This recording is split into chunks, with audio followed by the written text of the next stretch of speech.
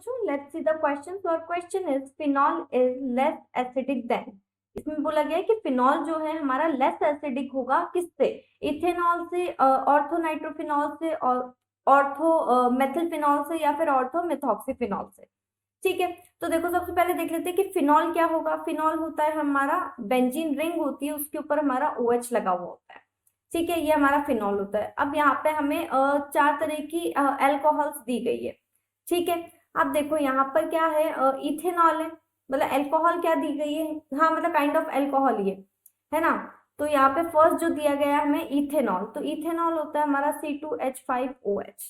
ठीक है, नेक्स्ट हमें दिया गया ऑर्थोनाइट्रोफिनॉल, यानी कि ऑर्थोनाइट्रोफिनॉल क्या होता है, ऑर्थो पोजीशन पे यहाँ पर हमारा NO2 ग्रुप लगा हुआ है। ठीक है, सी जो है हमारा दिया गया ऑर्थोमेथिलफिनॉल। ठीक है, तो यानी कि इस पे फिनॉल है और इसके ऑर्थो पर क्या लगा हुआ है, मेथिल लगा हुआ है। डी जो दिया गया है इसमें है हमारा, ये है ऑर्थोमेथॉक्सीफिनॉल। ठीक है, तो यानी कि इसके ऑर्थो ग्रुप पे मेथॉक्सीफिनॉल लगा है, यानी कि OCH3 लगा हुआ है।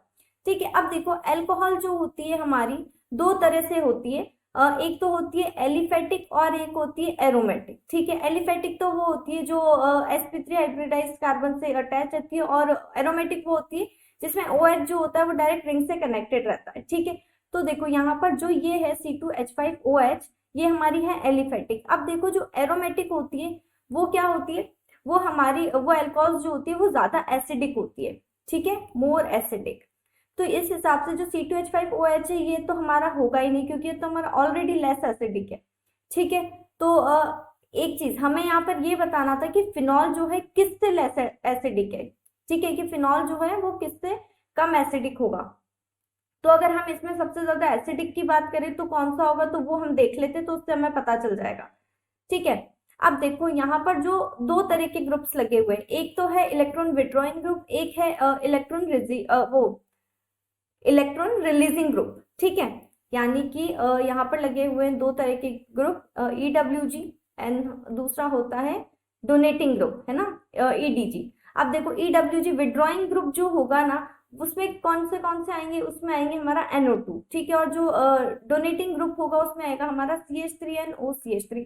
अब देखो विड्रॉइंग ग्रुप जो होता है वो क्या करता है, वो जो एसिडिटी जो स्ट्रेंथ है ना उसको क्या करता है, बढ़ाता है, इंक्रीज करता है, एसिडिटी स्ट्रेंथ को इंक्रीज करता है। और ये क्या करता है, ये हमारा एसिडिटी स्ट्रेंथ को डिक्रीज करता है। ठीक है, तो अब देखो जैसा कि मैंने आपको बताया सबसे पहली बात कि जो हमारा एरोमेटिक होता है, ठीक है, जो हमारी एरोमेटिक अल्कोहल होती है वो बहुत एसिडिक होती है। ठीक है, तो यानी कि फिनॉल हमारा एसिडिक होगा।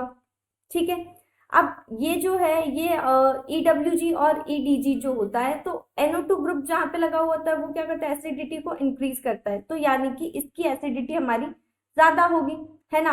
और जो ऑर्थो पे जो लगा हुआ होता है तो इस वजह से और ज्यादा होती है।